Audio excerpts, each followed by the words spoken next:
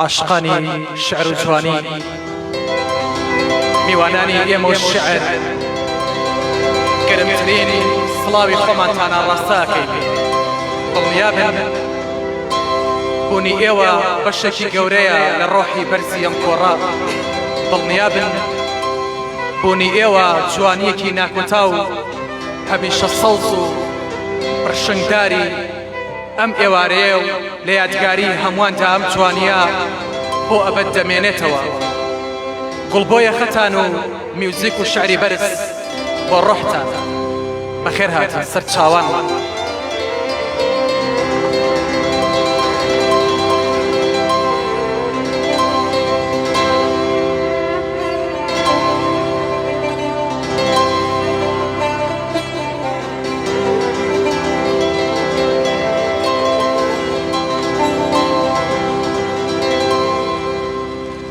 گوڵشانی شعر ئەو بەرنامەیە کە توانی لە ماوەیەکی کەم لە ناو ئەدەب دۆستاندا بە باشی جێگەی خۆی بکاتەوە. ئەو بەرنامەیە کە هەبەیەکی پڕ لە توێشوی هەڵگرتووە و دەیەوێت خزمەت بە ئەدەب و ئەدەب دۆستانی کورد و کوردستان بکات. لەم بەرنامەیەدا شاعیرانی بە ئەزمون ئەو قەڵەمانی ساڵانێک کە ئەنووسن و ئەو قەڵەمانەش لە سەرەتادان ئاوەڕیان لێ دراوەتەوە بەو مەبەستەی کە ئاوەڕ لە هەموو پێنووسەکان بدرێتەوە بێ جیاوازی. گوڵشانی شعر دەیەوێت تێکەڵیەک لەو سێنەوەیە دروست بکا و لای بینەران و بیسەران و عاشقانی ئەدەب بەرچاوڕوونیەکی تەواو هەبێ لە باری شعری ئەوسا و ئێستا و هەنگاوە بەردەوامە بەرە و نوێگەریەکان. خۆمان بە خۆشحاڵ دەزانین توانیمان ئەم مەراسیمە تایبەتە ئەنجام بگێنین و گوڵشانی شعر لە ستۆدیۆکەی گەڕیان میدیاوە بهێنینە ناو هۆڵەکان. سەرەتا ڕێز و سڵاوی هەردوو پێشکەشکار خۆم و کاکاشمی هاوڕێم بۆ هەمووتان قوبڵ بکەن بەخێر بێن سەرسەر و سەرچاو. هیوادارین کاتێکی باش و خۆش لەگەڵ ئێمە بەسەر بەرن تا کۆتایی بمێنەوە.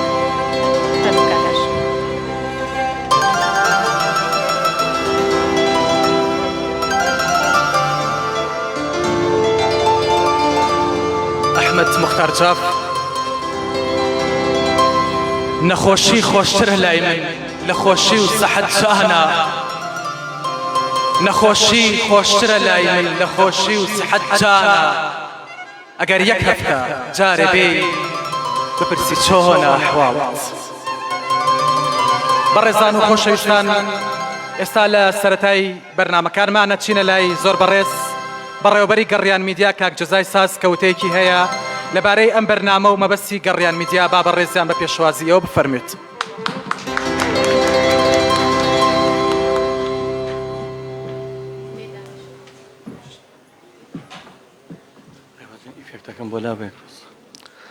سڵاو ڕێز بۆ ئێوەی خۆشەویست ئەدەب دۆستان، خۆشەویستان، هونەرمەندان، بیسەران و بینەرانی گەڕیان میدیا کە ئێستا ڕاستەوخۆمان بینن لێرەوە، ئەوانی کە لە هەوڵەکەیان بەخێر بێن سەرچاوانمان، ئەوانی کە بینەر و بیسەرمانن چاوێن ماجەکەن ڕێز و خۆشەویستیمانێ بۆتان. ئەمێ سپاسی بێپەیانی هەردوو پێشکەشکاری بەتوانەوە ئامادەکاری بەرنامەی گوڵشەنی شێعر خاتوو ئارەزوو کاکە ئاشەم بکەم. ئەمە یەک ڕوونکردنەوە بەم لە سەردەمێکە گەڕیان میدیا کە ئێستا بۆ بە گەڕیان میدیا سەرەتا ڕادیۆی میلی گەڕیان بوو. لە ئێستا سپاس بەخوا لە سۆشیال میدیا بە چەند ناوێک بە چەند ناونیشانێک لە ئینستاگرام و تیکتۆک و چەناڵی یوتیوب و پیجی فەیسبوک و گەڕیان ئێجیش لە وێب تیڤی بینەر و بیسەرمان هەیە سپاس بەخوا. و هەروە ئەپی مۆبایلمان تەواو بۆ ئەندرۆید ئێستا لە ئەپستۆری ئەندرۆید بنووسی گەڕیان میدیا تیڤی و ڕادیۆی گەڕیان بە بەردەوامی 24 کاتژمێر پەخشی خۆیەکە هەموو بەرنامەکانی بەم نزیکانە لە چەند ڕۆژی داهاتوە بۆ ئایفۆن و بۆ ئەپڵیش بە هەمان شێوە ئەپی گەڕیان میدیا کەوێتە بەردیدی هەمووتان لە هەر شوێنێکی دنیا بن، کورد بن و ئارەزوویەوە بن کە بینەر و بیستەری ئێمە بن بەرنامەکانمان ڕاستەخۆ بینن. سوپاسی بێپەیانم بۆ ئەم دوو پێشکەشکارە خۆبەخشە و سەرجەم مۆنتێر و کارمەندە خۆبەخش و ماندوونەناسەکانی گەڕیان میدیا کە لە ئێستاە ژمارەمان نزیکەی 24 کارمەند دەبێ شەو و ڕۆژ هەمویان بەبێ بەرامبەر بەبێ ئەوەی کە هیچ پاداشت و هیچ مکافە و هیچ نەفەیچین نەسێبەری نەسەر بە هیچ لایەنێکین ڕادیۆیەک و یا کەناڵێکی میدیایی ئەهلی سەر بەخۆین لە زەمانێکە هاتینە ئاراوە بۆ ئەوی کە بتوانین خزمەتی خەڵکی مادوو بکەین خەڵک هەمووی هیلاکە بەڕاستی بەدەست قەیران و نەخۆشی و کۆرۆنا و بێموچەیی و نەهامەتیەکانی ژیان ئەمان هاتن گوڵپژێنی شاریان کرد وڵاتیان کرد بە گۆرانی و بە مۆسیقا ئەم خۆشەویستانە ئەم هەموو گەنجە ئازیز و خوێنگەرمە سپاس بۆ هەرمووتان سپاسی هەموو ڕاگەیاندنەکانی ژەکەم کە زۆر جار ئەوان هاوکارمان بوون لەسەر خستنی کارەکانی گەڕان میدیا هیوادارمە میوارەتان پڕ بێ لە بۆنی شعر و بۆن و گوڵاوی شعر لەگەڵ کاکاشم و خاتو ئارەزوو ئەو شاعیرە خۆشەویستانش کە هاتوون یاخوا بەخێر بێن سەر چاوانمان سپاس بۆ ئێوەش.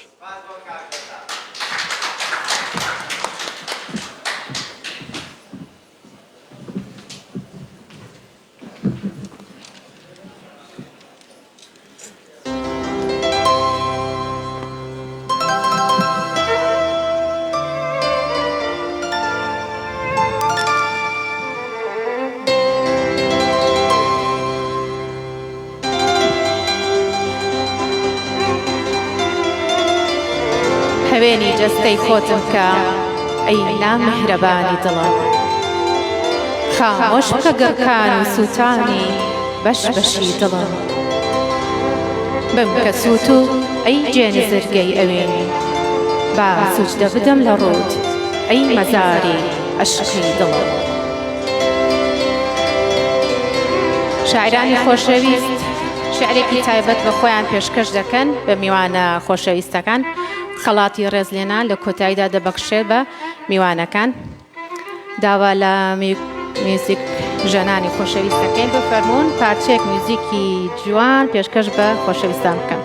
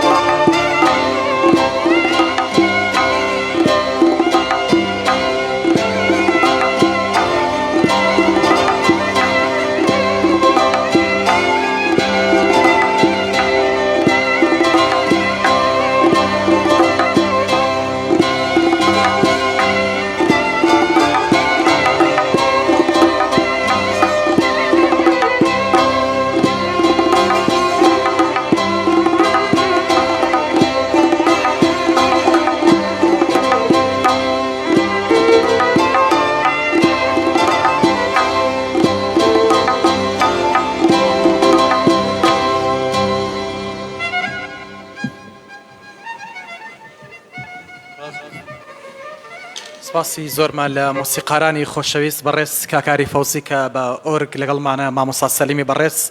کە بە ئامێریکەمان چە لەگەڵمانە کاک جەزای ساز کە بە ئامێری تار و لەگەڵ کاکە بەختیاری زەڕ بکە لەگەڵمانە سپاسی تایبەتیانەکەین.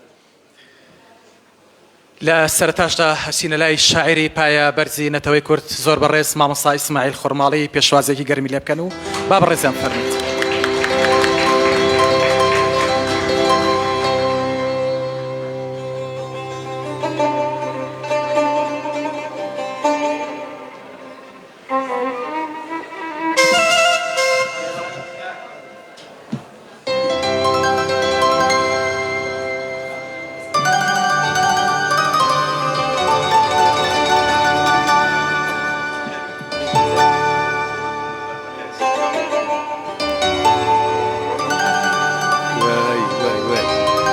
ئێوارەت هەم باش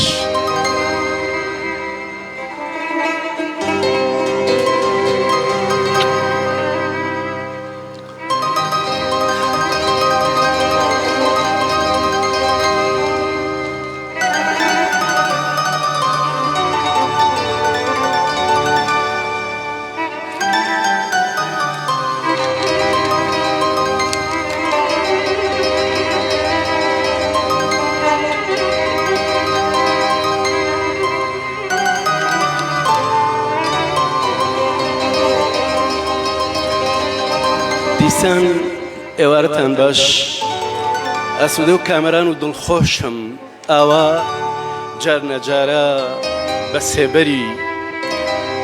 ئەو دەنگانەیە بە سێبەری موزیکە ئیسماعیل دێنینەوە ناو جەماوەرەکەی خۆی ئیسماعیل دێتەوە ناو خەواڵی شعر ئیسماعیل دێتەوە محرابی ئەو عیشقەی کە لە دڵیایەتی عیشقی و عیشق عیشقی بۆ نیشتیمان من هەمیشە و هەمیشە کوژرا و کڵۆڵی دەست محیبەتێکم بۆ عیشق دەست محیبەتێکم بۆ نیشتیمان و ئێستا کە لەگەڵ ئێوام ئەو دڵم لە عیبادەتدایە بۆ خاک و نیشتیمان و شارەکەم بێڕیا بێڕیا بێڕیا بێڕیا بێڕیا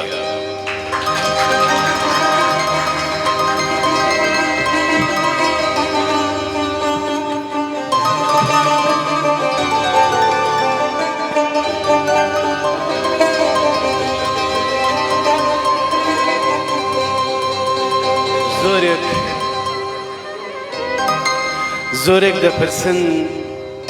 نادیاری نادیار زۆرێک دەپرسن نادیاری بەڵام من ئەڵێم دیار لە نادیاری پرسی نادیار وتی دیار نادیار و بەڵام نادیار هەر دیار و هەر دیار و هەر دیار دوو بابەتان بۆ خوێنمەوە من هەمیشە وەها گرێدراوی دەست محیبەت و گرێدراوی دەست دوو تەوەر بووم تەوەرێ تەوەری عیشق تەوەری مێ و تەوەرێ تەوەری دنیای نیشتیمان لێ نیشتیمان سەرقەتار و سەرقەتار و سەرقەتار پەڵەی محیبەت بەیادی هێمنی گەورە و هێمنی ڕەحمەتی بۆ نیشتیمان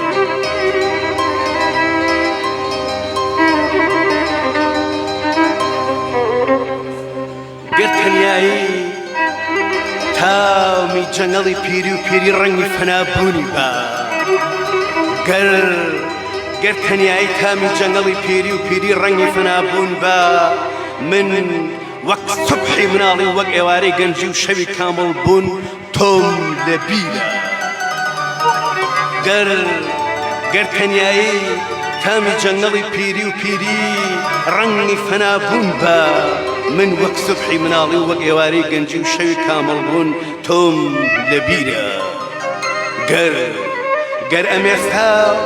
مەوجی بەحری یەس هەیە لە قەیاغی ئەشعاری خوددا بوو نەداری و نادیاریم بە مۆسی زۆن ناوێت چوو بێ من هەر وەک هەوڵ بارانی پەڵە و هەوڵ گوڵەگەنمی قەرسیل تۆم لە بیرە گەر ئەمێستا مەوجی بەحری یەسێ لە قەیاغی ئەشعاری خوددا بوو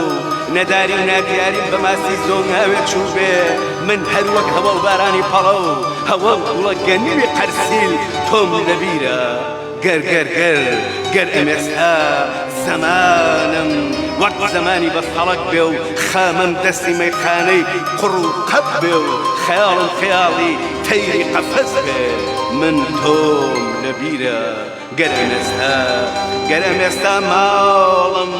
لە ماڵی کۆنم و غار بێ و شەمشەمە کوێرە سەری لە خوێنی دیوانم بێ و جاڵجاڵۆکەی بێدەنگی تەونە و تەون بەری ماڵی تەنگم من تۆم لە بیرە لە بیر گەر ئەمێستا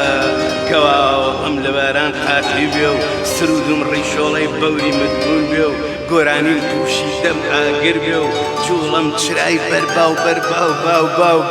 بابێ من تۆم لە بیرە لە بیر لە ئاسمان بم یاه لە چاڵ و بیری هەزار بیرە من تۆم لە بیرە میوانی مانگە شەو بم یا میوانی بەخشندەیەکی نیشتیمان من تۆم لە بیرە شەڵاڵی ڕۆژ بم یا وەک یاقوت ڕژاوی تاجی سەر مەلیک بم من تۆم لە بیرە هەڵۆی بەرزە فڕ بم یا مێرولە نەهەنگی دەریای شین بم یا بۆ قەیلە بەرد بم ئاو بم خۆڵ و خاکی کۆنە هەوار بم هەڵاڵی قۆخ و گێلاس بم یا گەڵای وەری و کراسی داهۆڵ بم تۆزی سەردەف و داهۆڵ بم کۆکۆختی بم یا پەشقەڕەی دوای گاسن شانی کۆنە دەرگا بم یا کۆڵەکەی هەیوان دەنگی باران بم یا دەنگی نایلۆنی بەر با من تۆم لەبیرمی هەی نیشتیمان لەبیرمی ئەی نیشتیمان دەمی کۆست و نرکەی شاخ دەمی تاڵی و گوندی چۆڵ دەمی ئازادی و ئارامی و ئاوانی لەبیرمی لە هەر جێیەک تا گرتبێتی بەوری خۆت تەزان بێتی لەبیرمی لە هەر جێگەیەک هاواری من غوڵامی شعرت بیستە بێ لەبیرمی وەک شاخ وەک پێشمەرگە وەک سێبەری گرای لای نیشتیمان وەکو نەخشە و وەکو ئاڵا و وەکو مێژوو وەک سنوور لەبیرمی ئەی کوردستان لەبیرمی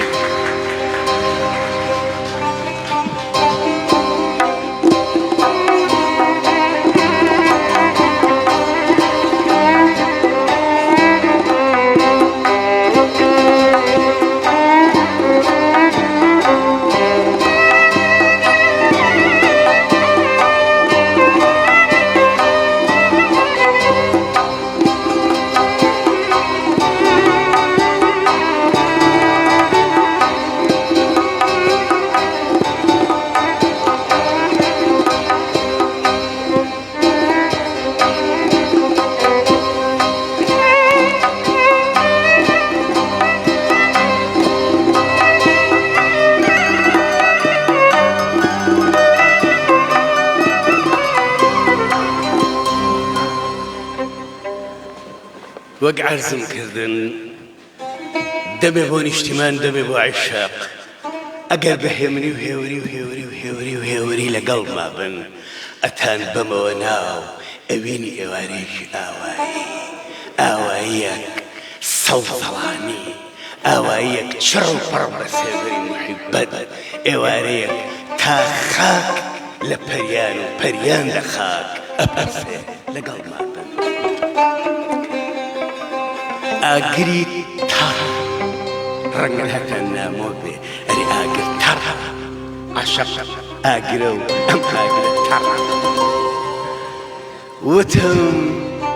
یاران ئەمان ڕێ بە هەر ڕەنگە ساکارێکەن وتم یاران ئەمان ڕێیەک بە هەر ڕەنگە ساکارێکەن لەم میحنەتی فرقەتسانە جەلای چارێ ساچارێکەن وا چەند ڕۆژە لاڕێکانی ماوەت و مەحزون چۆڵی شەوقە پەرژەی گۆزەی یارانی دی لەسەر سینەی بار و تەوقە بەوەی نابێت دیتە ڕووبەرژانی گیای هەر شەو نەما گەر بیشمرێ لێی نابیسی ئاهی شەکوان بە یەک نەما من ئەزانم ئەویش وەک من مردەی دەسی قوڵی عەشقە عەشق ئەیخوا کەچی هێشتا هەر لە دەرسی چۆڵی عەشقە ئەبێ عاشق بەو ڕەنگە بێ قوڵقوڵەی ناخ بەسوێ بسوێ لە ڕێی یارە وەک تاوی با وشکە گەڵای مردن بجوێ چوومەکن ڕێ بە سەد فرمێس هەتا گەردی خۆیم باتێ چوومەکن ڕێ و بە سەد فرمێس هەتا گەردی خۆیم باتێ سڕ و سحری ئەم مدبوونە هەتا داوی خۆیم باتێ کەدیمی سادیە سوور و ئەژنم جاڕی کولی لەرزە عنام وەک ئاژەنی ڕێ مەرگە و مەرگم مبین بە سەد تەرزە بە زمانی تەیرێ ژەهر بینی جووکەی گرتبێ بە زمانی ماسیە کە قولاپێ عەیشی ئاوی هەڵگۆزی بێ وتی دولبەر بەهاری دێ قاقا و لەنجەی نادیارە عەبیری تاڵی سەرشان بەحری ڕوومان نادیارە شەوق و ڕۆژی سەرهەناری سەوزە باخم نادیارە بزەی لێوی دەم هەنجی دەوای ناخم نادیارە تاوسی ڕێ بای بە سوعبەت هەوری گەزۆم نادیارە هەسارەی شەو مانە شەوی شەوی بە سوێم نادیارە ئاگری تەڕ مەکلوعی شوێی چاوڕەشەکەم نوقمەسایە لەو ڕۆژەوە دەمم وشکە کە نایە بۆی خۆش بەسایە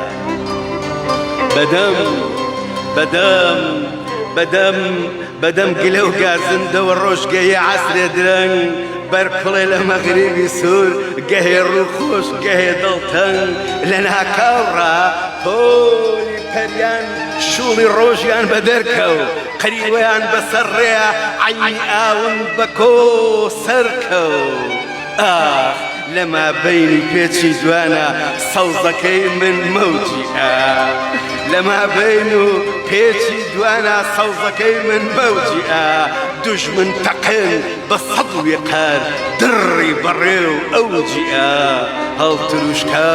و لەسەر بەردێ بەردە پێش من کەوتە سەما هەڵتروشکا و لەسەر بەردێ بەردە پێش من کەوتە سەما ڕێقی ژانی ئەوە یار هاو قەیاقی مانگ سەوڵی دەوا وەک ڕێوتی سینە و بەحری ڕوومان دەم باخی گوڵ بۆ نەسیمی دەردی ئەبەر دڵ ئەکەوتە سەرڕاوی دڵ بەتیلەی چاو قەستی کەشتن بەتیلەی چاو قەستی کوشتن وتی کچێ دەی نەخۆش بووم ڕێقی ژانی ئەڵێم بۆچی وەها مات و دوورە جۆش بووم بۆچی وەها مات و دوورە جۆش بووم من کوژراوی محیبەتی و بێدەنگی ئێوەم هیچێکی کەم نییە بەڵام لە بیرەوەری ئێوە و لە خەرمەنی هەموو ئەو گۆرانی و سرودانەی کە ئیسماعیل بە نیشتیمان و بە عیشقی بەخشیوە من ئەگەر ئیجازە بنەم گەورانەی من یەک شتی کە عەرزی ئێوەکەم دڵنیام هەمووتان ئاسوودە و کامران و دڵخۆشن پێی ئەمەیان عینێکی ناوێ ماڵوێران خۆم ماڵوێران خۆم گیانی من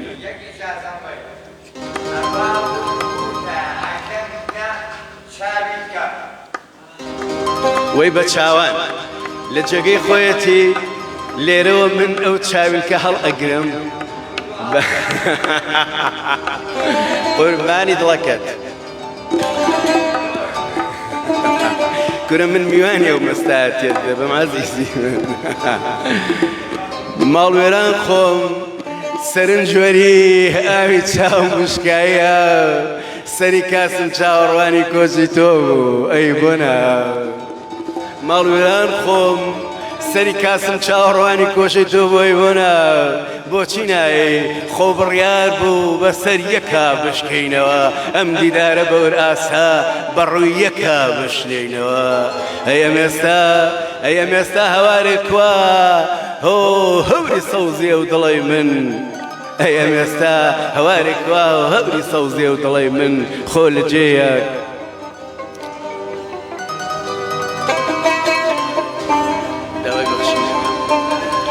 داوای بەخشینەکەم زۆر داوای بەخشینەکەم کە ناتوانم تاوەڕێ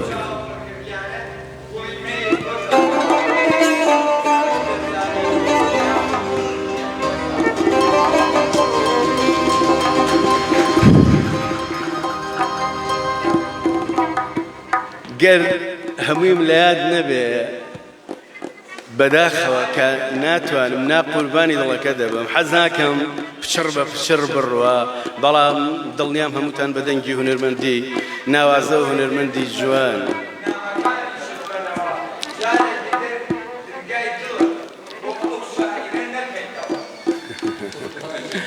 حەیرانی ئێوە قوربان بم سپاس بۆ گوێگردنتان سپاس بۆ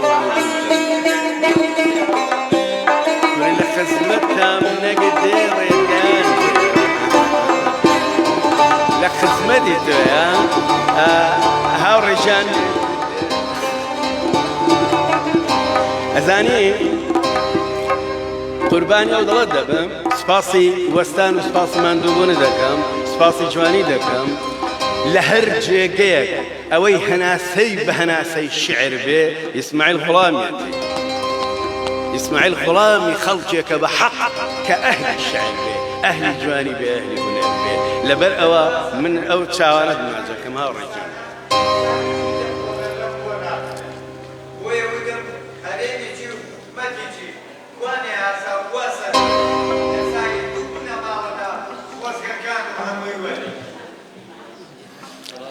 کاک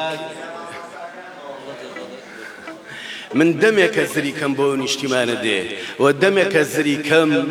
بۆ خاک وڵات و نەتەوەکەم دێ و دەمێکە عیتابم لە ئاستانەی ڕنگ و لە ئاستانەی هەموویدا هەبووە بەڵام من یەک شت دەڵێم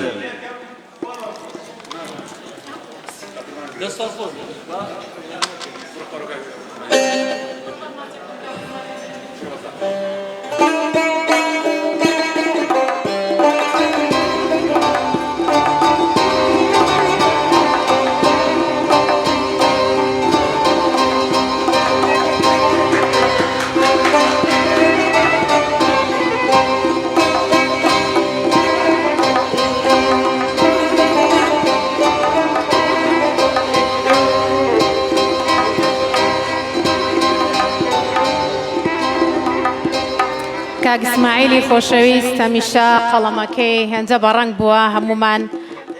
ئەمان باتە دنیایەکی تر و حتمما چاومان پڕگیریانەکە دەست و چاوی خۆش بێ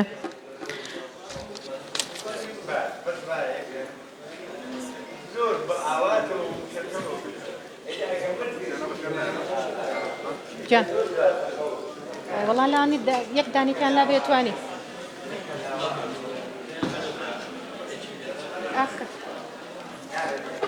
کا کوردی خۆشەویست کاتی تۆژیە بۆ خوێندنەوەی شعر ئەتوانی بفەرموویت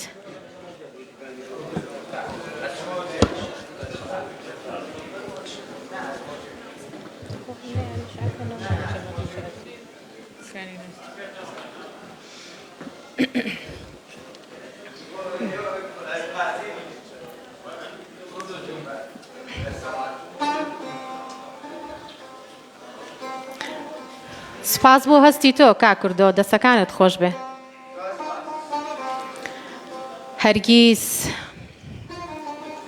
هەرگیز هێندەی دوورکەوتنەوەم لە تۆ گیان کێشان سەخت نابێ ئەبەد کە دەچمە دۆزەخ هاوارم هێندەی ئێستام بە سۆ نابێ داوا لە شاعری قەڵەم ڕەنگ و بە ئەزمموی جوان ڕووناکی ئێمە ڕۆژ هەڵەبجەی دەکەین با بفەرمەوێ بۆ خوێندنەوەی شعرەکەی 5 دقەیەک و سپاس دەکەین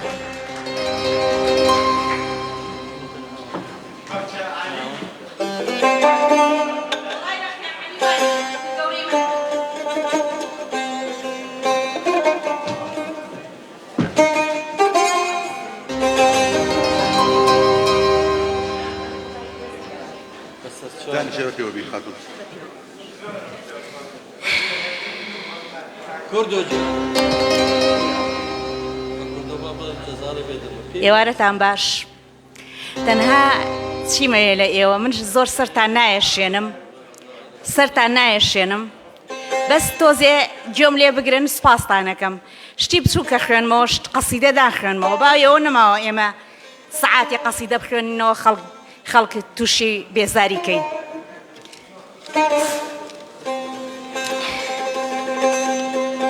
چەند وێنەیەک لە تا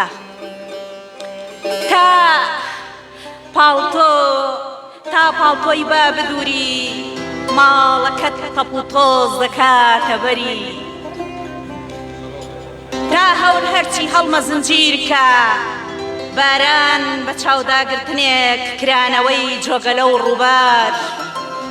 تانان بە پێخاوسی خەریکی نوجدان بێ لەوێدا ڕەهێڵەی ستەمکاری تا خۆر دڵی تەنگ بێ بە تارمایی لەوێدا شەوەزەنگی ئەبەدی تا شەو پێک نووسن هەڵدا لەوێدا گەوجاندن کەوشەنی ڕەها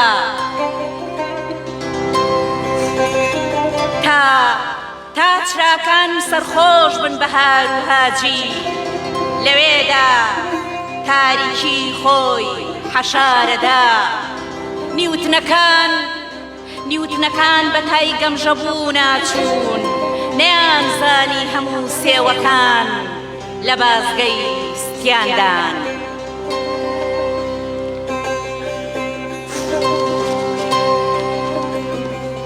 معبەد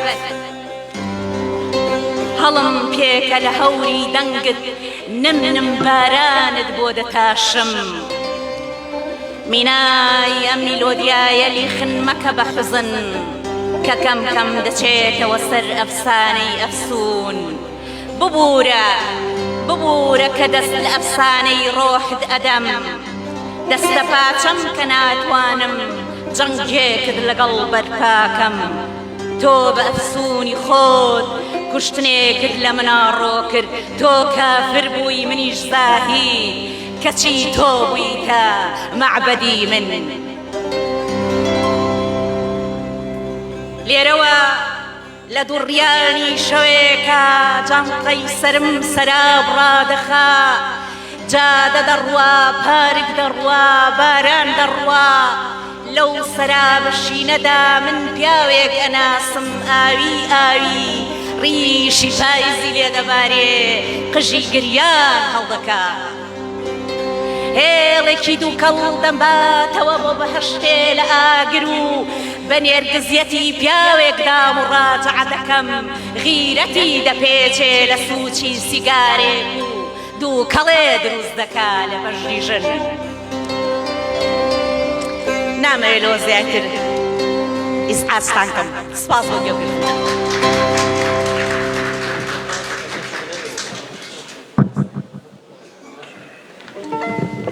سپاسی زۆرمان بۆ مامۆستای گەورەمان مامۆستا ڕۆژشەڵەبجەی سپاسانەکەی نەگەر بەبێ دەنگی هەمووتان لەگەڵمانە بمێننەوە کاکوردۆگیان ئەگەر هاوکاریمان بکەی بەبێ دەنگی سپاس دەکەین ئەو پەڕی ڕێز و احتراممان بۆت خۆشەویستان و بەڕێزان ئێمە بەردەوامین لە کۆڕەکەمان چەند شاعیرێکی خۆشەویست ماونە و شاعیرە خۆشەویستانش لەگەڵمانە بن بەبەر هەمە زۆر جوانەکانیان و بەداخەوە شاعری خۆشەویست کاک محەممەد پاکش لە بەرباری تەندروستی ئەمڕۆ حزوری نەبووی ئینشەڵڵا شاعیرانی تر لە خزمەتان نابە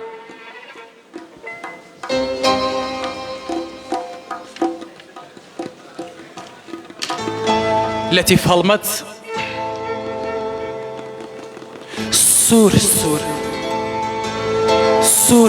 سوورە لێوت دەترسم ئەم شەو بە کاڵی خوارد بێتت دڵێ من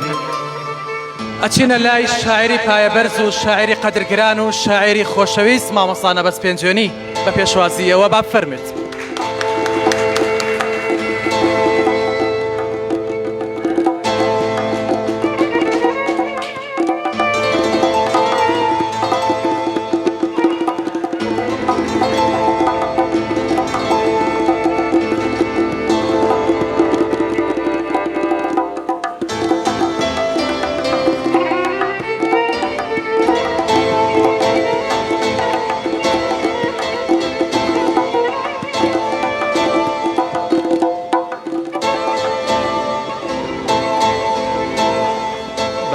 بێهاوتایی گەردوون ڕازاوەیی سروشتی کوردستان و گەرمی ئەسرینی ڕێبواران و دڵگیری خەندەی دڵداران و ناسکی هەڵاڵە برمەی هەورامان و فێنکی شنەبای بەرەبەیان و قەشەنگی دەریاچەی زرێباری مەریوان و خەیاڵی جوانی شاعیران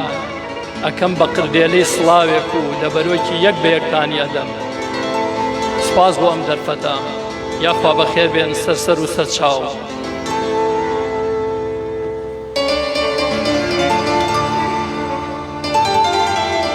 گلەیی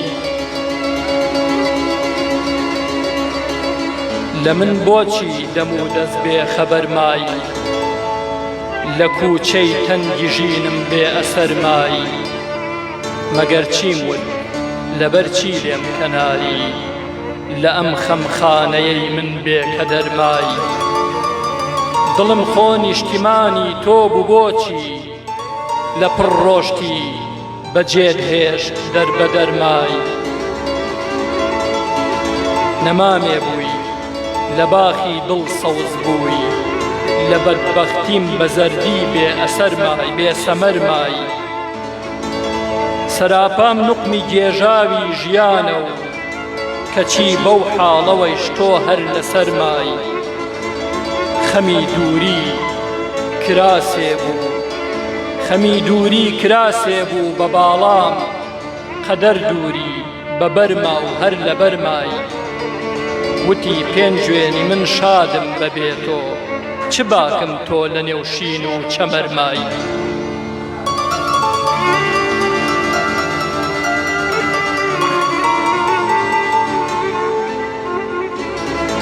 دڵ کە من کێشی نیگای چاوانی تۆیە گیانەکەم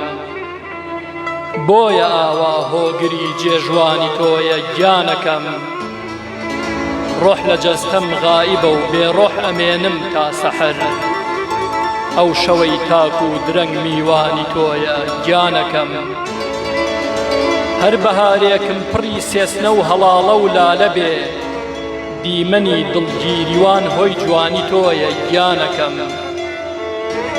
گوێ گوڵی نێو حەوشەکەم دی تازە خونچەی کردبوو ڕەنگی ئاڵی شاهیدی سەردانی تۆیە گیانەکەم پەرچەمت وا خۆی دەبزوێنێ لە بۆ گۆنای گوڵت دیارە وەک من عاشقی کوڵمانی تۆیە گیانەکەم چۆن نەبارێ شەونمی شعرم بەسەر تالا لە ڕوو خۆسەراپام دەفتەر و خۆسەراپا دەفتەرم گوڵدانی تۆیە گیانەکەم بای خەیاڵم گەر بە دەوری بسکەکەت دێت و دەچێ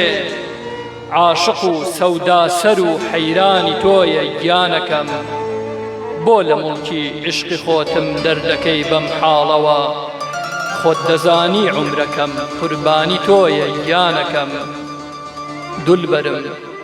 لەو ڕۆژەوەی پێنجوێنی تۆی دیوە بەدڵ پێبەداوی زوڵفەکەی پەخشانی تۆیە گیانەکەم کۆتا شعر لە خزمەتانە عەرزەکەم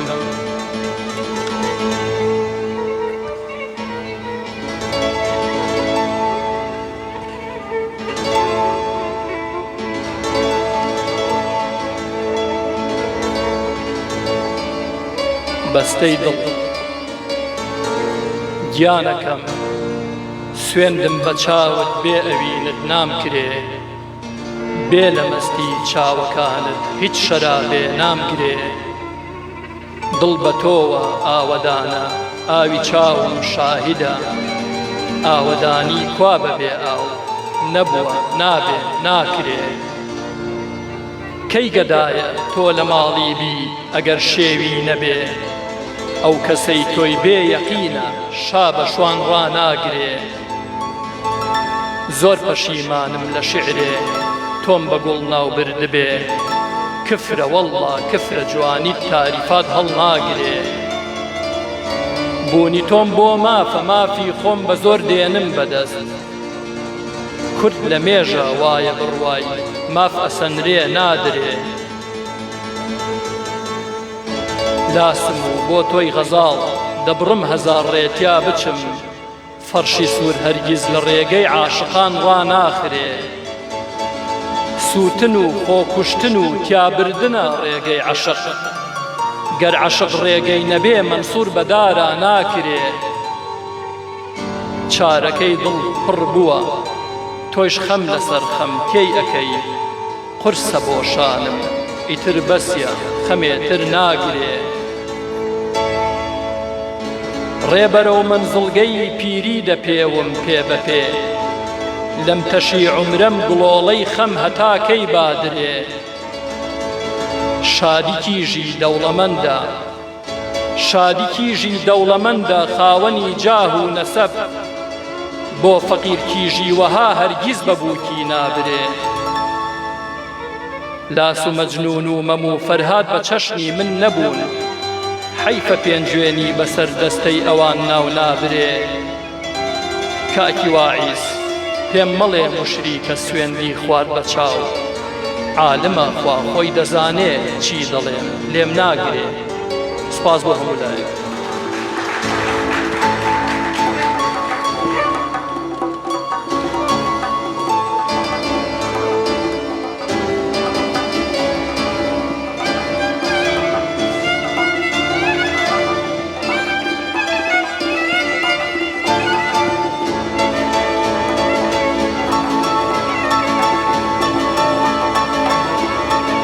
کەنارگیان من ئەو ڕۆژێک کەوتم پێم خۆشە عاشقی کەنار بم ئەویش عاشقی من بێت چونکە ئەوە جوانە نووسێ هیوادارم شاعیرانی تریش کە هاتنە ئێرە 4-5 دقەیەک بە خۆیان بدەن و کات بەوانی تیش بدەن تا میوانەکانیش بێزار نەبن سوپاسدانەکەی کەنارگیان بفەرموو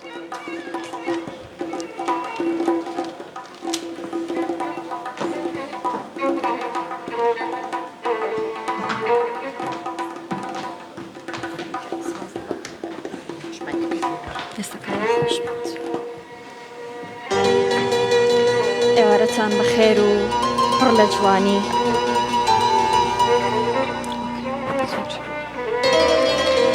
ئێوارەتان بەخێر و پڕ لە جوانی سپاس بۆ ئەم ڕادیۆی قەشنگ و ئەزیزە و تەواوی ئەو ستافە جوانەی کاری تیاکەن هەر لە کاکە جەزا و یەکەیەکی پێشکەشکاران و دەست و پەنجەی میوزیسیانەکانیش ڕەنگین بێ ئەم ئێوارەیان جوان کردووە لە ڕاستیە ئەوانەی پێش من شەعریان خوێندۆ من بە مەدرسە و مامۆستای خۆمیان نەزانم ببورن ئەگەر لە ئاستی ئەوان شتێک بخوێنینەوە ئیتر ماندووم تەمەنێکە بە دیارتەوەم خەریکە خۆم بیر چێتەوە دڵم بۆتە 1000 پارچە و پێشم کۆ ناکرێتەوە تەمەنێکە بە دیارتەوەم خەریکە خۆم بیر چێتەوە دڵم بۆتە 1000 پارچە و پێشم کۆ ناکرێتەوە چیرۆکی من لەگەڵ تۆدا پڕ لە دڵشکاندن ئەنجا زانم عشق لای تۆ یەک پارچەیە لە نواندن من کە هەموو کات لەلات بووم چەند ئازارم لەگەڵ چەشتووی بۆ چەند سەختی لەگەڵت بووم چرکەیەکیش جێم نەهێشتووی بەڵامی تر بەرگە ناگرم و ڕز بووم لە درۆکانە بێزار بووم لە خۆشویستنە ماندوو بووم لە ئازاردانە من بەم هەموو سۆزەمەوە وات لێ کردوم ڕقم لێت بێ حەز ناکەم کە نزیک بیت لێم نامەوێت کە گوێشم لێت بێ نابێ چیتر ناکرێیتر نابینەوە بەوەی جاران جارێکی تر بڕۆ چیزوە جێم بێڵە لەوە زیاتر مەم سووتێنە خۆم بە نەبوونە ڕادێنم واز لە من و دڵم بێنە بڕۆ بێ ئاوردانەوە بیریشم لێ مەکەرەوە بێ بەڕابردوومان بنێ و بڕۆ هەرگیز مێرەوە بڕۆ بێ ئاوردانەوە هەر بیرم لێ مەکەرەوە بێ بەڕابردوومان بنێ و بڕۆ بەڵام مێرەوە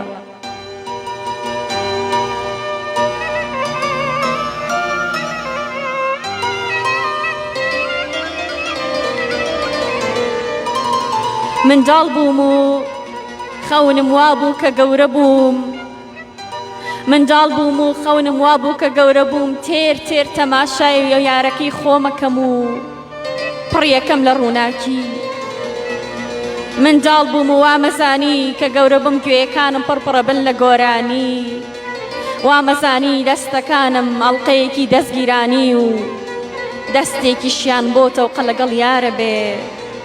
منداڵ بووم و خەونم زۆر بوون وامەزانی کە گەورە بووم ڕۆژێ پزیشکێ پێم ناڵێ شتێکە ماوە بۆ مردن منداڵ بووم و پڕ بووم لە خەونی جوان جوان نەمەزانی کە ڕۆژێ دێ پێیەکانم خدا حافیزی لە ڕۆشتن دەکەن و دەستەکانم بە تەوقەکردن دەڵێن ماڵاوە نەمدەزانی شەوانێک دێن لەگەڵ گەورە بوونەکانمە بە دیارە ئامێرێکەوە ڕۆژ دەکەمەوە خولەکەکان دەژمێرم خوێن بچێ بۆ جەستەم آخر نەمەزانی گەورە بوون ئاوایە بۆی حەزمە کرد گەورە بم گەورە بووم و ئەوەی پڕ بەدڵ عاشقی بووم نەمبینی گەورە بووم و تێر تەماشایی ئەوانی دیکەشم نەکرد گەورە بووم و نەمەتوانی بە پێیەکان پیاسە بکەم گەورە بووم و نەمتوانی ئەڵقەیەکی دەستگیرانی بۆ پەنجەکانمدا بنێم. ئەم گەورەبوونە چەند ناخۆشە خودایە، ئەم هەموو خەونە بۆ کوێ؟ ئای چەند ڕقم لەم گەورەبوونەیە کە نەدەتوانم بڕۆم و نەدەتوانم گوێم لە مۆسیقا و گۆرانی و نەدەتوانم بە دڵی خۆم بە کەسێ بڵێم چەند بیرم کردی و خۆشمەوەی. ئای چەند ڕقم لەم گەورەبوونەیە، بەڵام قەینا گوێم لێتان بێیان نیگاکانتان نەبینم، نەتوانم بە پێیەکانیشم بێم بۆلاتان هەر خۆشمەوێن و من لێرەم. زۆر زۆر سپاس.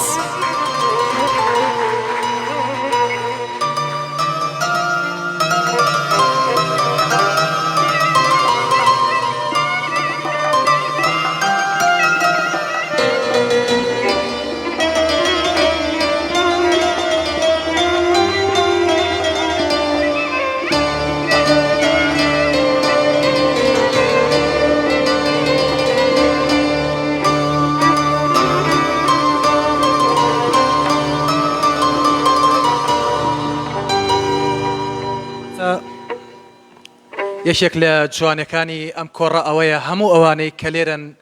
دۆستی ڕاستەقینەی شعر و جوانین. بەڕاستی بەوە زۆر زۆر خۆشحاڵم. ئێساش ئەچینە لای شاعیرێکی تری خۆشەویست لە شارە زۆری سەربڵندەوە، مامۆستا عەبدوڕەحمان تاوەگۆزی خۆشەویست بە پێشوازیەوەی بەڕێز.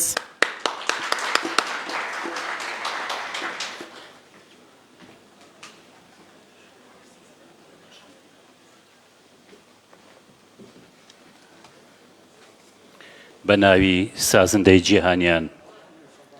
بە ئومێدەین هەر یەکێک لە ئاست خۆمانەوە گوڵێک لە بەرۆکی ژیان بدەین ئەو ژیانەی کە هەمومانی ماندوو کردووە، بتوانین بە هەموومانەوە بەهار بگێڕینەوە بۆم کوردستانە.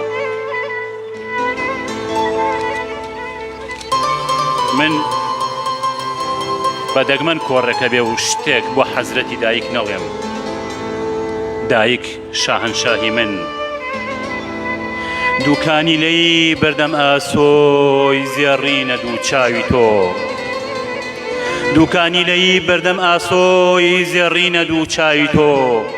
بەهەشتیش مەیستی دیدارت بۆی میسکە بۆی ناوی تۆ.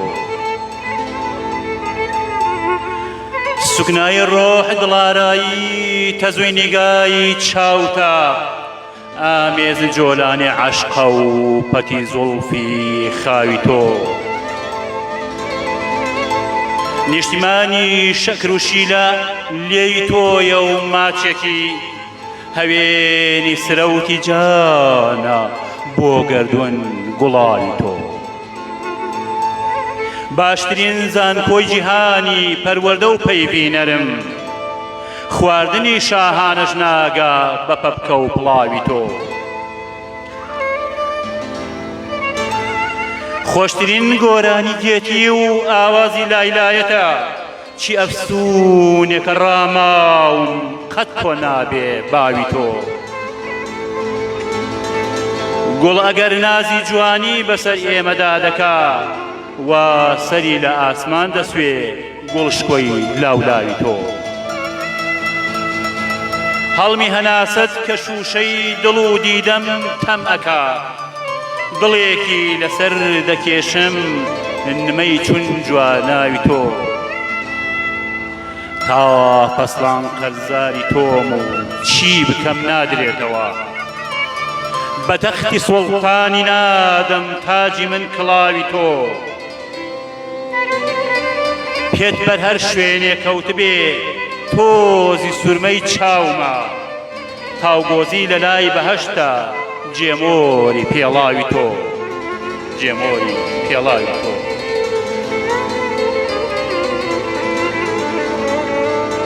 ئەمەش پەخشانێکە لە خزمەتانە.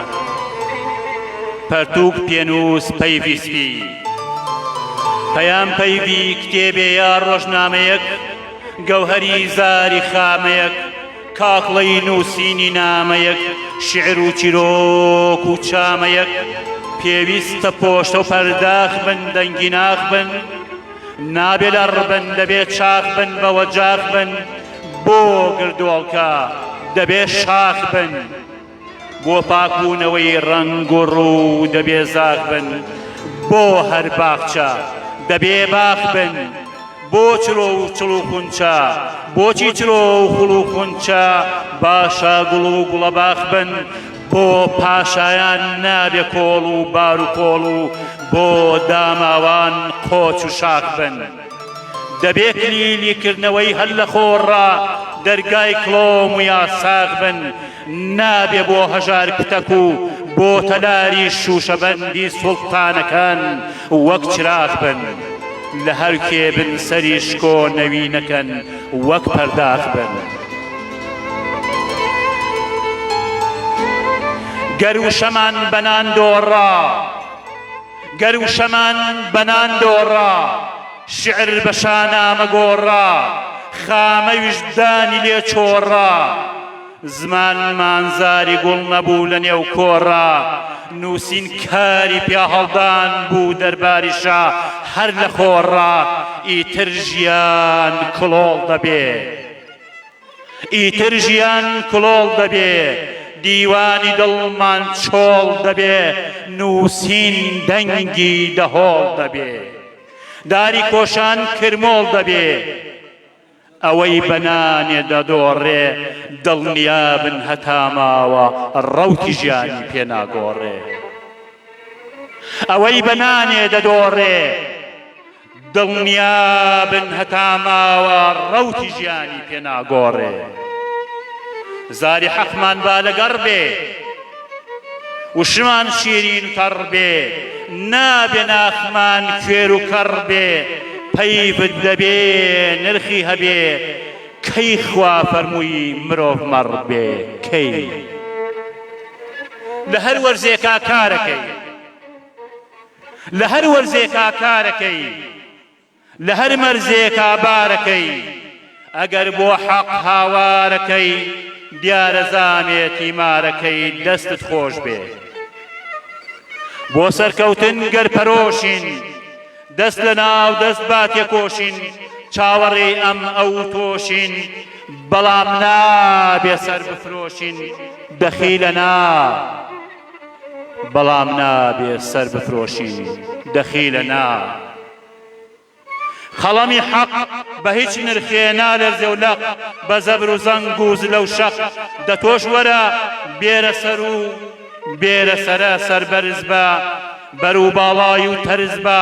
بۆ ڕێچاکە وەک فەرز بە لە بەخشینا وەک ئەرز بە هێڵ و سنوور و مەرز بە تاجی خۆبوونی سەرت بە خۆر و مانگی دەور و بەر و جوانی خۆت بە نەفرەت لە وشەی دۆڕا و نەفرەت لە وشەی دۆڕا و تف لە چڵکاوی چۆڕا و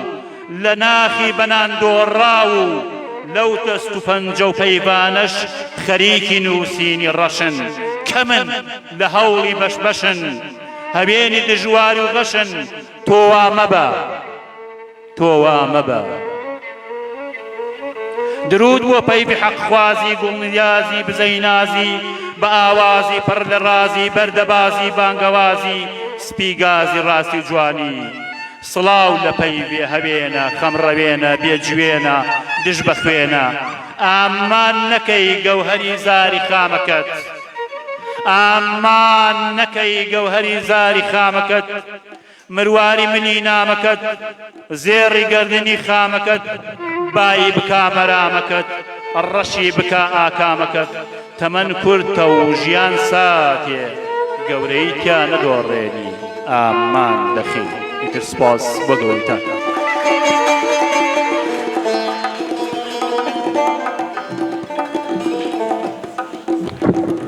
خۆشەویستان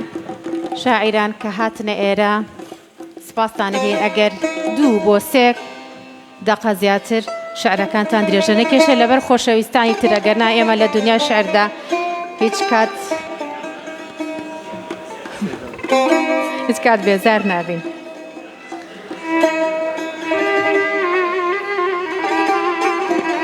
قەڵەمی ژن هەژان کەمال قەڵەمێکی جوان بە تایبەت لە بواری ئافرەتاندا با بفەرمێت.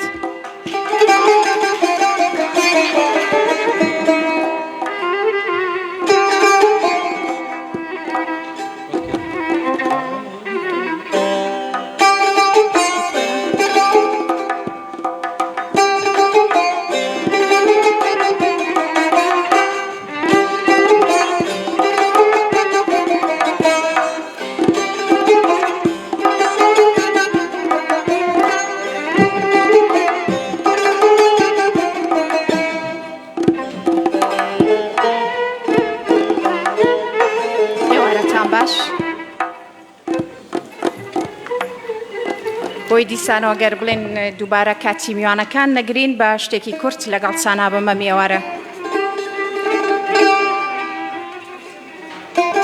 ڕوودبوونەوەی ژنێک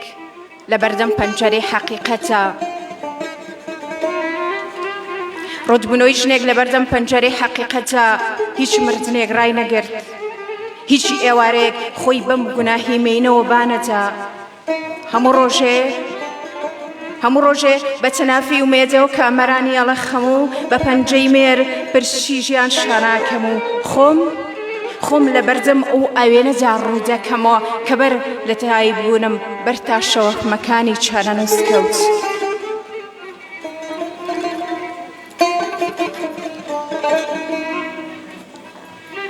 خۆم لە بەردەم ئەو ئاوێنەدا ڕوو دەکەمەوە کە بەر لە دایک بوونم بەر تا شەوەحمەکانی چارەنووس کەوت. سبەی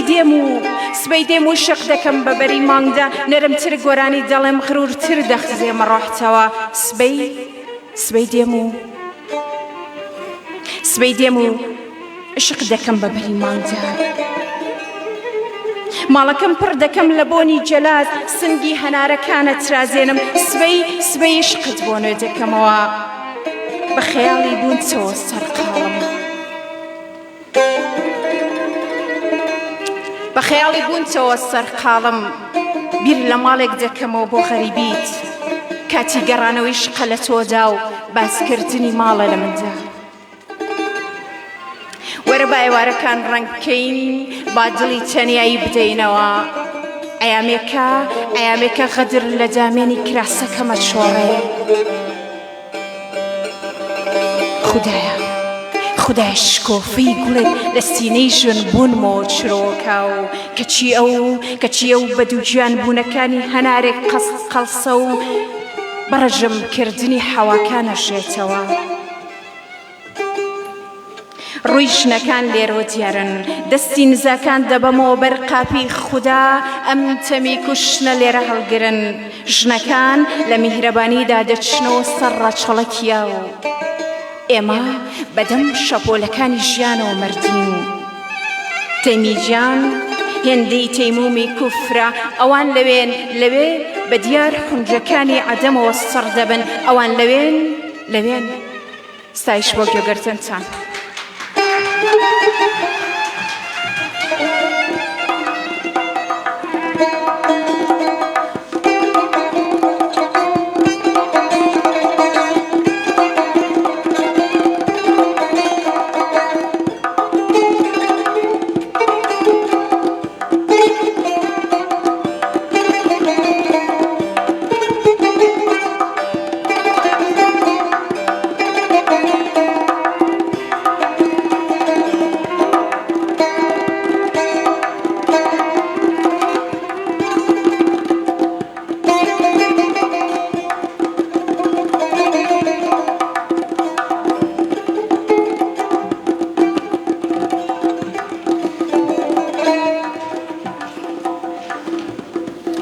بە شارەکە تا تێپەڕیم ئاسمانیشی هەمووی گوڵ بوو. ئەوەی لە شارەکە جێم هێشت کۆرپەی سینەم تاقە دڵ بوو. بە شارەکە تا ڕۆیشتم پاییزەکەی وەک بەهار بوو. لە ناو گوڵ و گوڵزارانە تۆ کام گوڵ بووی دڵم ون بوو. لە شارەکەت تێپەڕم کرد دەنگت نەبوو. لە شارەکەت تێپەڕم کرد دەنگت نەبوو. ڕۆیشتم و نەمامەوە بۆ بەدبەختی و بێکەسی خۆم بە تەنیا و بێدڵ مامە. لە کەرکووکی خۆشەویستەوە مامۆستا ڕەشید کەرکووکی خۆشەویست لەگەڵمانە بێت.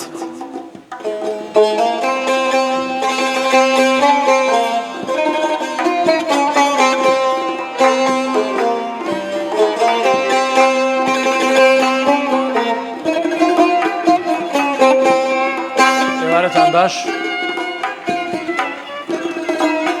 زۆر خۆشحاڵم کە لەم ئێوارە شیعریەدا لەگەڵ ئێوەی بەڕێز کۆبوومەوە.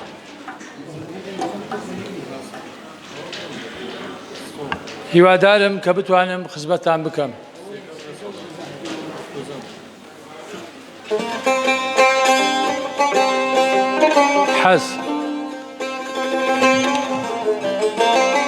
هەر حەز ئەکەم بتبینم هەر حەز ئەکەم کە بتبینم گەر خۆتیش ئاگار لێ نەبێ گەر یەکتریش نەدوێنین شیعی تازەیشم پێ نەبێ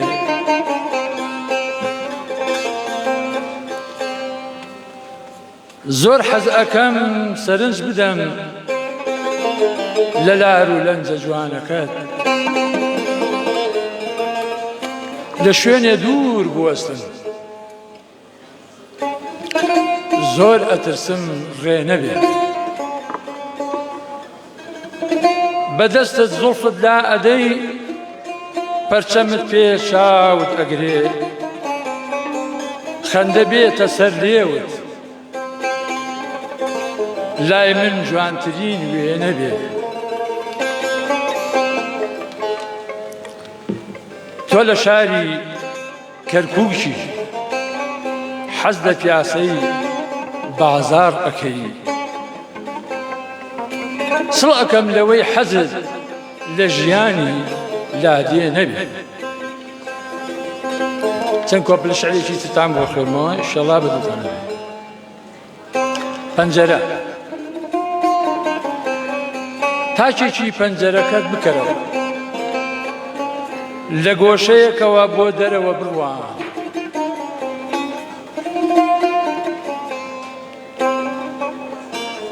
لە گۆشەیەکی پەنجەرەکەوە بۆ دەرەوە بڕوانە یان من ئەبینی ڕاوەستاوم بە نیازی نیگایەکەت یان نەرمەبای ئەم ئێوارەیە زۆڵفەکانت ئەشەکێنێ چونکە تەنها بەیداخی منە چونکە تەنیا بەیداخی منە بە بەرزی نیشتمانمەوە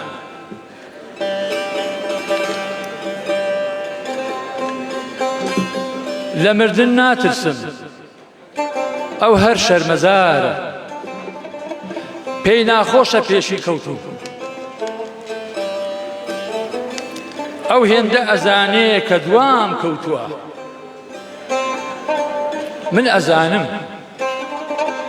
من ئەزانم کە پێشمەرگەم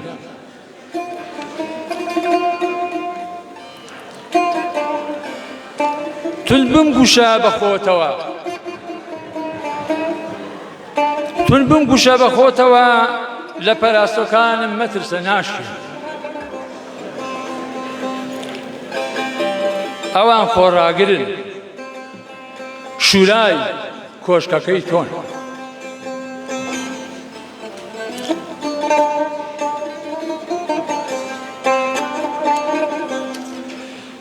دەمە و ئێوارە بە دەنگە زوڵاڵەکەی بە چەپڵەوە تێر هەڵپەڕیوان شەو لەبەر تریفەی مانگە شەوەکە بۆ شەهیدبوونی جوانڕۆکەمان تێر گریە زۆر سوپاس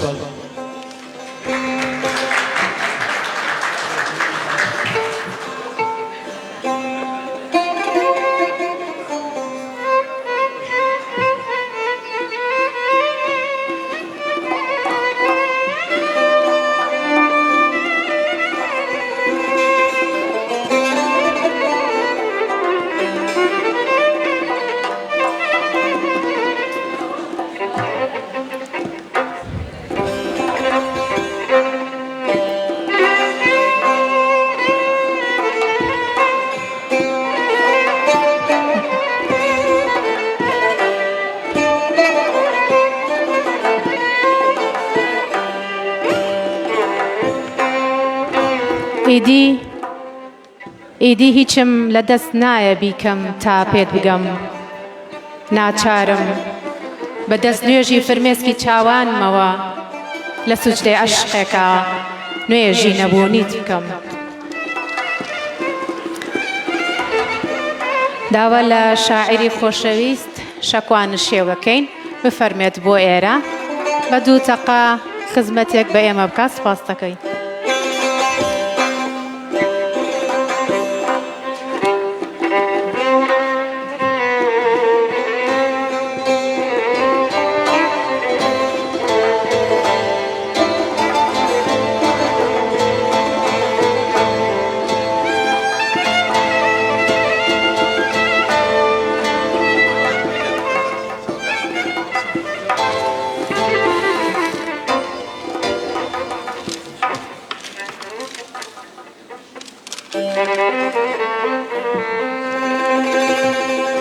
ناوی خدای جوانکاری بوونەوەر.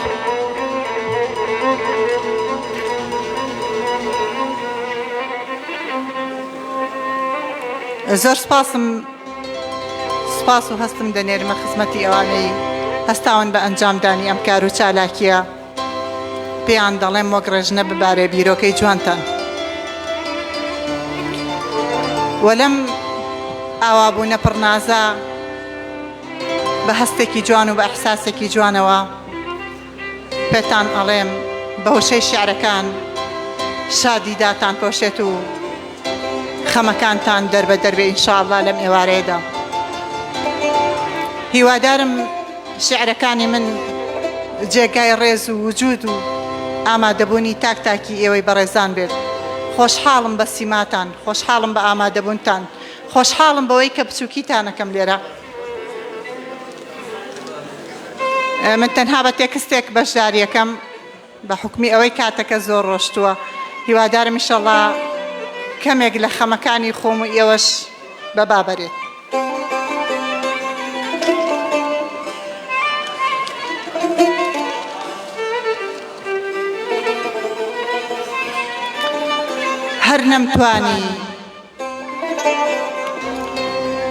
هەر نەمتوانی لەو ڕۆژەوەی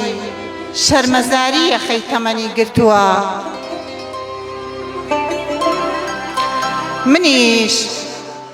منیش ڕۆژان تۆی گوڵم لە دەروونم پرژاندووە. بە کارێزی پەشیمانی دڵم خۆشە ڕۆژێک هەردێ ئەو تۆوانە لە جەستەما سەوز بووە.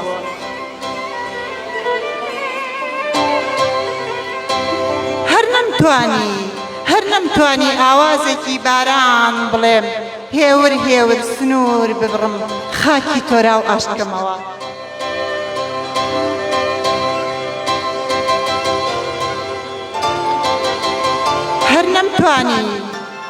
هەر نەمتوانی وشەیەک بم جارجار لە بیریانە بمهێڵنەوە، جارجار لە بیریانە بمهێڵنەوە. هەر نەمتوانی خونچەیەک بم لە بەهار و وەریوێک بم لە سەرزەوی. هەر نەمتوانی خونچەیەک بم لە بەهار و وەریوێک بم لە سەرزەوی.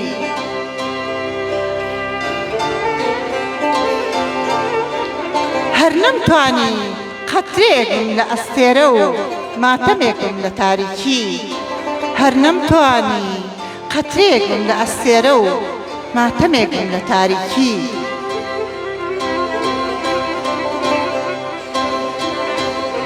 هەر نەمتوانی ڕەنجدەرێک بم لە ژیان و کۆڵبەرێک بم بۆ تەنهایی. هەر نەمتوانی ڕەنجدەرێک بم لە ژیان و کۆڵبەرێک بم بۆ تەنهایی.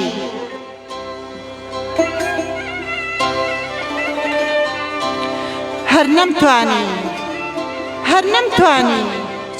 چیرۆکێ بم لە ڕابردوو لەگەڵ خۆر بم بۆ یەکسانی. هەر نەمتوانی چیرۆکێ بم بۆ ڕابردوو لەگەڵ خۆر بم بۆ یەکسانی. هەر نەمتوانی بڕۆم ژیان، هەر نەمتوانی بڕۆم ژیان تۆ بەردەوام من لە وەستان، تۆ بەردەوام من لە وەستان، تۆ بەردەوام من لە وەستان، من لە وەستان. زۆر سپاس بۆ گوێبیستنتان.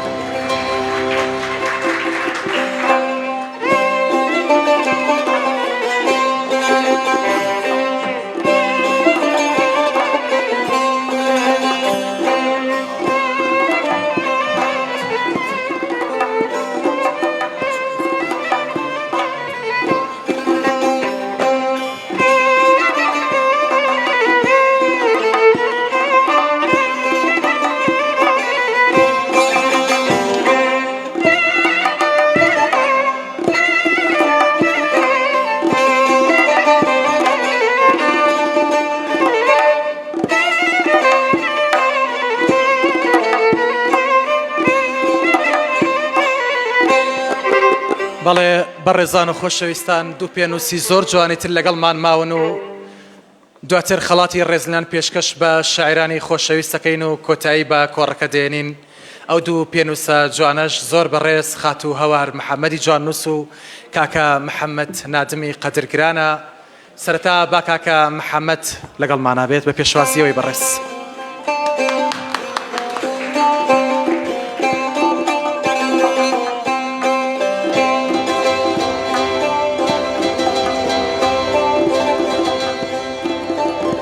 ئازیزان و خۆشەویستان، سڵاوی خوای گەورەتان لێبێ. زۆر سوپاس بۆ تیفی گەڕیان کە ئێمەی بەسەر کردەوە و خەڵاتی ڕێزەنان بە خۆیاندا نەک بە ئێمە. ئەوان توانێتی چەند ڕوخسارێکی جوان کۆ بکەنەوە، ئەوە شایانی باسە. من زۆر سپاسیان دەکەم. هەر لێرەوە ڕای دەگەێنم 27/6 ڕۆژی یەکشەم ناساندن بۆ کتێبەکەم دەکرێت لەلایەن ڕێکخراوی شنەبای خاک. خۆشحاڵم ئەگەر ئێوەش ئامادە بن.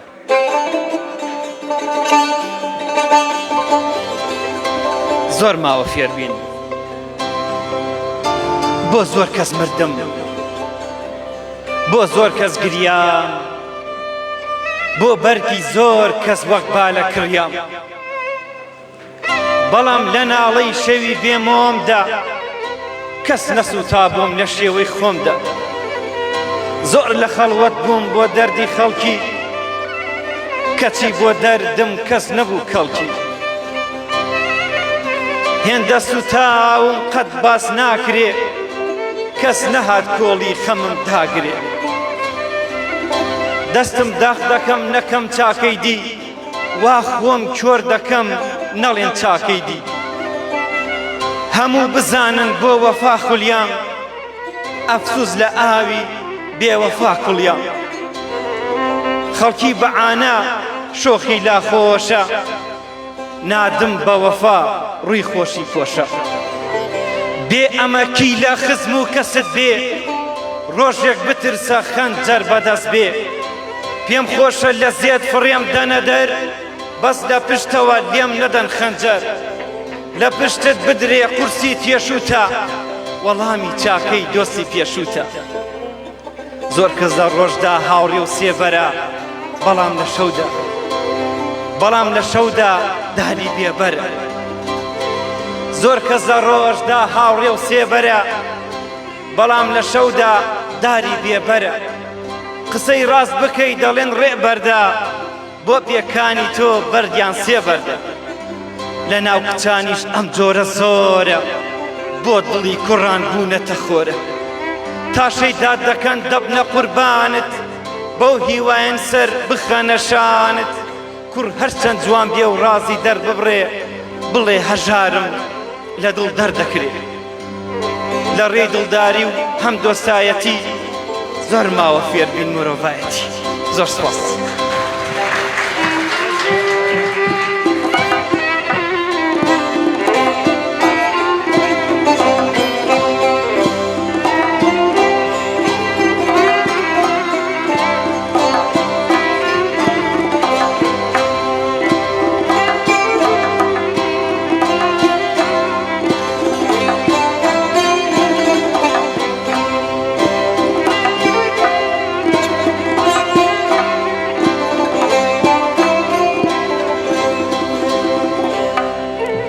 لە گۆمی چاوی ڕەشتا بمخنکێنە، بە برژانگی وەک تیرت لە خاتم بە و بمرێنە. شاعری خۆشەویست هەوار محەممەد با بفەرمێت بۆ ئێرە بە چەپڵێک.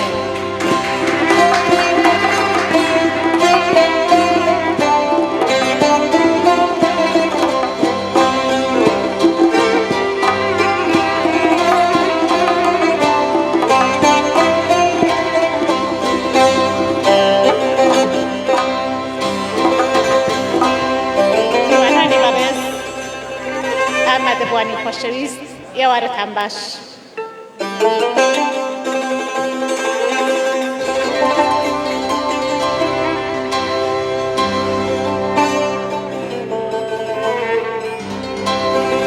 کاتی سەیری گەڵای درەختەکانم دەکرد، وا مەزانی تەمەنی خۆمە و لە چاوەڕوانی تۆدا دەوەرێن. هەر کاتێ لە وێزگەی پاسێک ڕادەوەستام، دەموت خوایە ئەو لە جیاتی پاسەکە بێت. کاتێ تەرزێ دەباری، دەچوومە دەرەوە و دەموت بە ئازاری بێ ئەوی بچەژم هەمیشە شعر دەنووسی دەموت بەشکم ببێتە ئاوازێکی بەردەستی کاتێ بەستێکم دەدی کاتێ مەستێکم دەدی دەموت ڕەنگە بزانێ ئەو بەبێ شەراب مەستە بۆ کە گۆڕستانی شارم دەبینی دەموت کەی بێ لەگەڵ ئەو ڕۆح و جەستەمان ئازاد بێ لە ناو خۆپیشاندانەکاندا دەموت کەی بێ گوێم لە خوێندنی وتارێکی ئەو بێ هەر کات سەیری وێنەکانم دەکرد دەموت کەی بێ لای وێنەکەی من ئەویش هەبێت هەر کات دەچوومە فارگۆنی شەمەندەفەرێکەوە جانتاکەم لەسەر کورسی تەنیشتم بۆ تۆ دادەنا هەر کە بۆنی خۆڵم بۆ دەهات هەستم دەکرد نزیکی لێم هەر کە باران دەباری چەترەکەم بە نیەتی تۆ دەکردە هاوڕێم وێنەیەکم دەگرت دەموت با زۆر جوان بێت نەکەوێتە بەرچاوی تۆ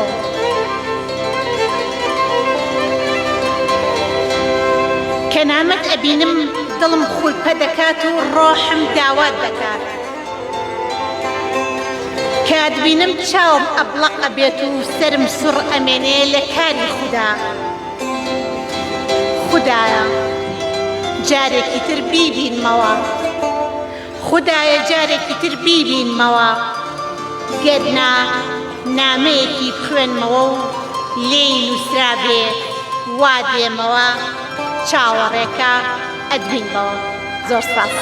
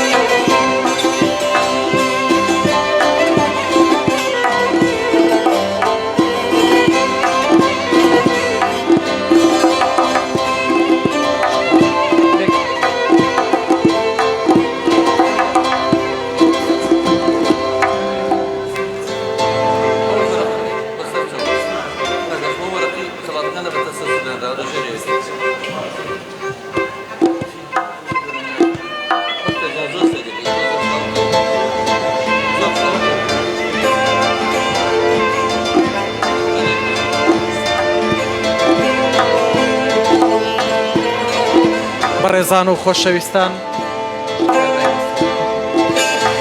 دووبارە و سەدبارە سپاس بۆ ئامادەبوونی ئێوەی قەدرگران کە بەو ڕۆحێتە بەرزەوە لەگەڵمانە بوون و زۆر داوای لێبوردنەکەین لەو حاڵەتەی کاکوردۆ کە ڕوویدا بەڕاستی ئێمە وەکو جەزای ساز و وەکو گەڕیان میدیا و وەکو ئەدەب دۆستان ئێمە لە هەوڵی بەردەوامین بۆ ئەوی لەو حاڵەتە بیهێنینە دەرەوە بەڵام وا دیارە خۆی ناوێ بەڵام ئێمە هەر لە هەوڵی بەردەوامە بین ماندوو نابین سپاسی بەردەوامان بۆ فۆتۆگرافەرە خۆشەویستەکان کە زۆر ماندوو بوون لەگەڵمان بۆ ستافی گەڕیان میدیا بۆ مۆسیقارانی خۆشەویست کە لەگەڵمانە بوون و بەتایبەت سپاس بۆ کاک ئەحمەد خۆشناوەتی کە زۆر هاوکارمانە بەردەوام ئێستا شەچینە لای ئەو خەڵاتانەی کە دانراوە وەکو سپاس و پێزانینێکی گەڕیان میدیا و گوڵشەنی شعر بەرامبەر بەوەی کە ئەو شاعیرە خۆشەویستانە بەشدار بوون لەگەڵمان.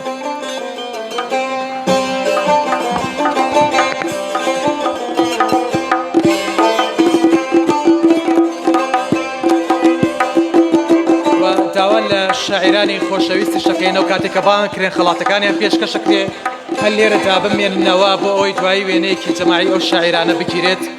لە سەرەتادا پێشەوەی بچینە لای خەڵاتەکان شاعیرێکی خۆشەویست مامۆستا ڕەحمان تاوەگۆزی دوو دیاری تایبەتی داناوە کە پێم وابێ نەخشە و لەسەر بەرد کێشایەتی با خۆی بێ ئەو دوو دیارە پێشکەشکە مامۆستاگیان فەرموو مامۆستای بەڕێز.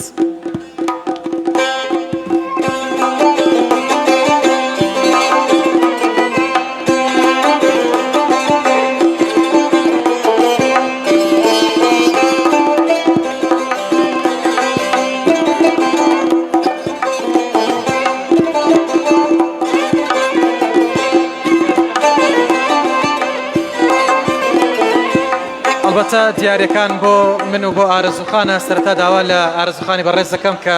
فەرمێت فەرموو ئارەزوخان.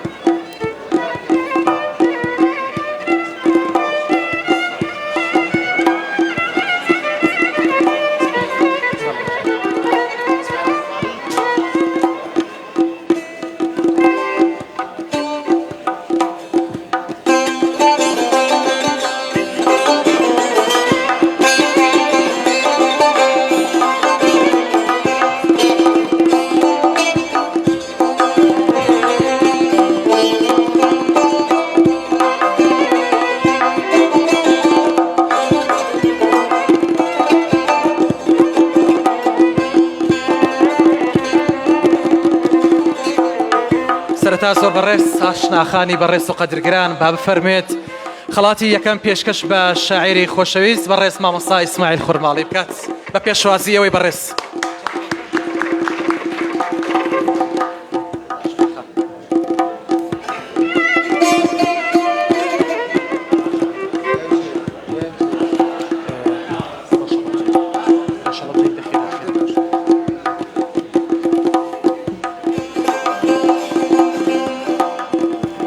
زۆر سپاس. داوا لە زۆر بەڕێز مامۆستا عوسمان کەرکووکی کە لە کەرکووکەوە تەشریفی هێناوە با بفەرمێ خەڵاتی ڕێز و سپاسی گوڵشەنی شاعیر پێشکەش بە شاعیری خۆشەویست ڕۆژهەڵەبجەیی بکات بە پێشوازیەوەی بەڕێز.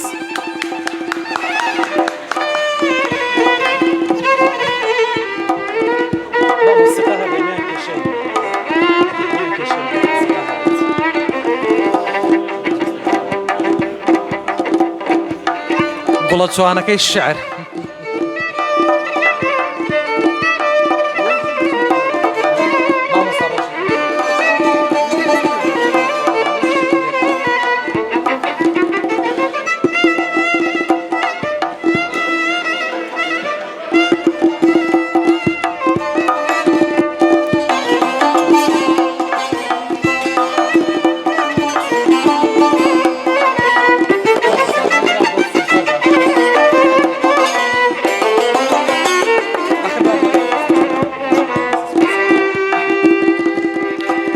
زۆر بەڕێز کاک جەزای ساس بە مۆسیقاوە لەگەڵمانە بەڵام گەورەی بنوێنێت و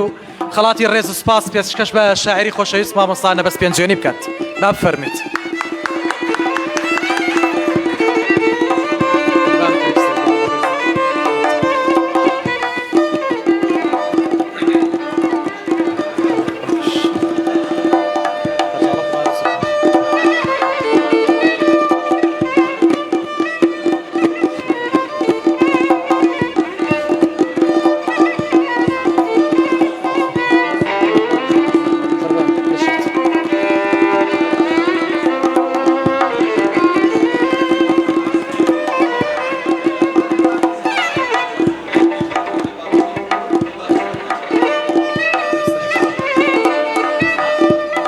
هەر لێرەوە ئاگادارتانەکەینەوە سبێنێ خۆشحاڵین بە ئامادەبوونتان کە ژمێر 4 لە یادی هونەرمەندی نەمەر عەتا چاوشین لە باخچەی عەتا چاوشین کە یادێک لەو هونەرمەندە پایە بەرزاکرێتەوە. بەڵێ بەڕێزان و خۆشەویستان زۆر بەڕێز مامۆستا محەممەد پاکش حزوری نییە بەڵام داوا لە کاک شێخ جەلیل لەکەین وەکو نوێنەری بەڕێزیان فەرمێتەوە خات و شەیدا مەعروف بە ئەو خەڵاتە پێشکەش بکا بەڕێزەوە.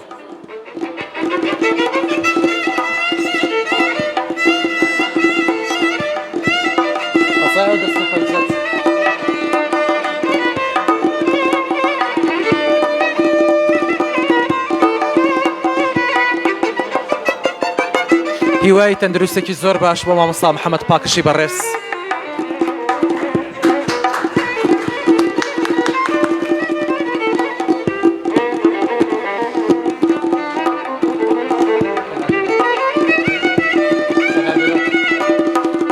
بەڵێ بەڕێزان خات و کەنار بێباک حزوری نییە بەڵام داوا لە بەڕێز بانەخانەکەین وەکو نوێنەری کەنارخان با فەرمێت و داوا لە بەڕێز خات و گۆڤاری لای شعر و جوانەکەین با ئەو خەڵاتە پێشکەشکا بەڕێزەوە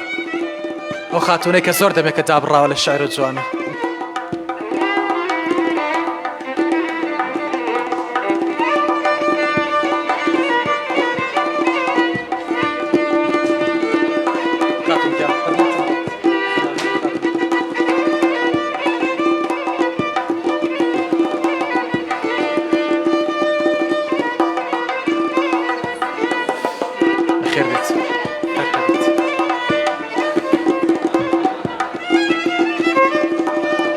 زۆر بەڕێز کاک حەسەنی مەلا ئەگەر لێرە حوزوری هەبێت. زۆر بەڕێز کاکە مەریوان قەرداخی چالاکوان و خۆشەویست با فەرمێ لەگەڵمانە بێت بە دابەشکردنی خەڵات.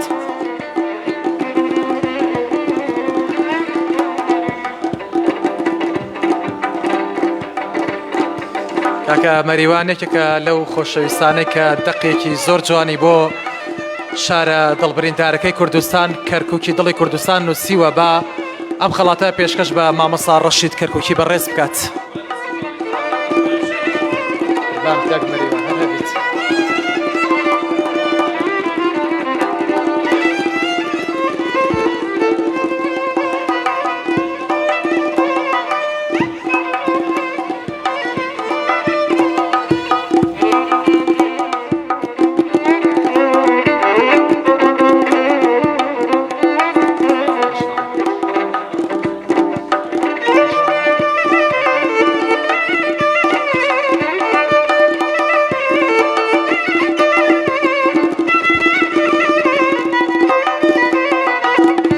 زۆر بەڕێز مامۆستا هەستیار جاف با لەگەڵمان بێ بە دابەشکردنی خەڵاتێک بۆ خاتوونی ڕێزدار خاتوو هەژان کەمال با بفەرمێت.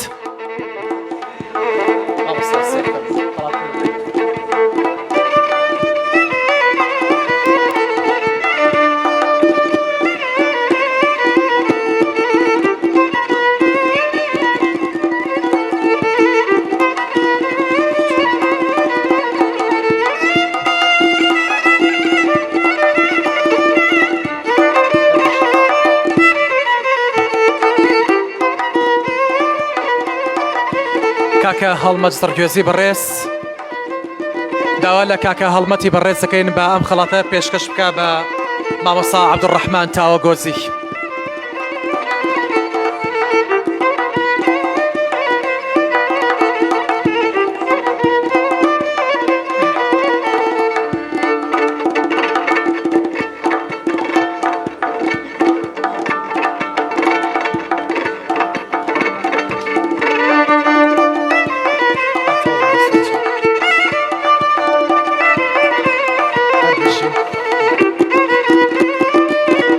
هونەرمەندی قەدرگران و زۆر زۆر خۆشەویست و پایبەرز کاکە هێمن پێنجێنی خۆشەویست سپاس کە حوزوری هەیە با بەڕێزیان بفەرمێت خەڵاتێک پێشکەش بە خاتوو شەکوان شێو بکات بەڕێزەوە.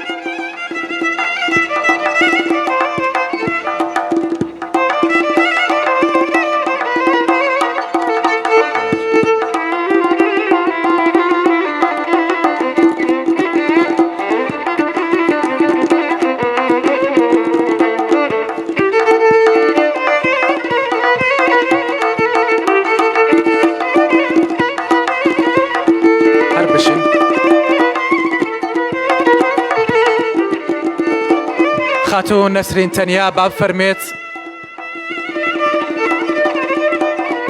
خەڵاتی ڕێز و سپاسی گوڵشەنی شەعر پێشکەش بە کاکە محەممەد نادمی بەڕێز بکات.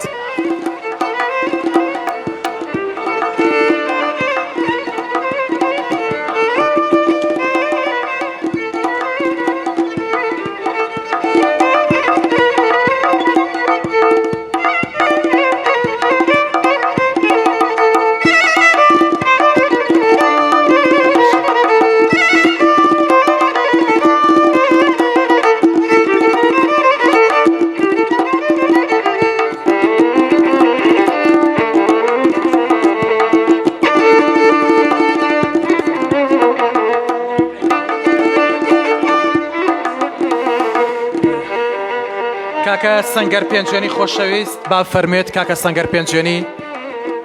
خەڵاتی ڕێز و سپاسی ئێمە پێشکەش بە خاتوو هەواری قەدرگران بکات.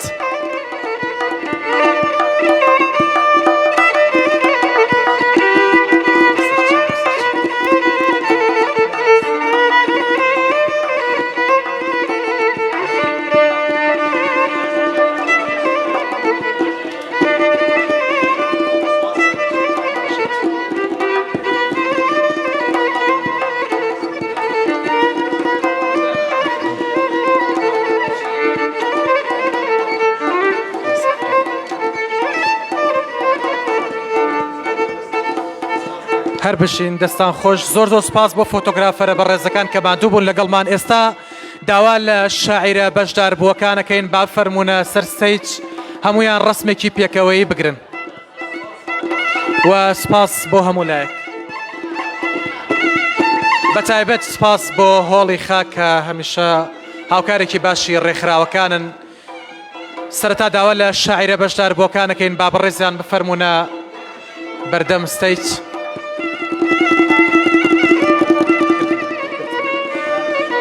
و سەدبارەی سپاس بۆ میوزیک ژەنە خۆشەویستەکان بۆ کاکە ڕێبازی خۆشەویست کە هەم لە ستۆدیۆ و هەم لێرەش هاوکارمان بوو و سپاس بۆ ئێوەی بەڕێزیش کە تا ئەم ئان و ساتە لەگەڵمان ئامانەوە سپاس بۆ هەموو لایەک سپاسەکان تەواو نابێت سپاس بۆ هەموو لایەک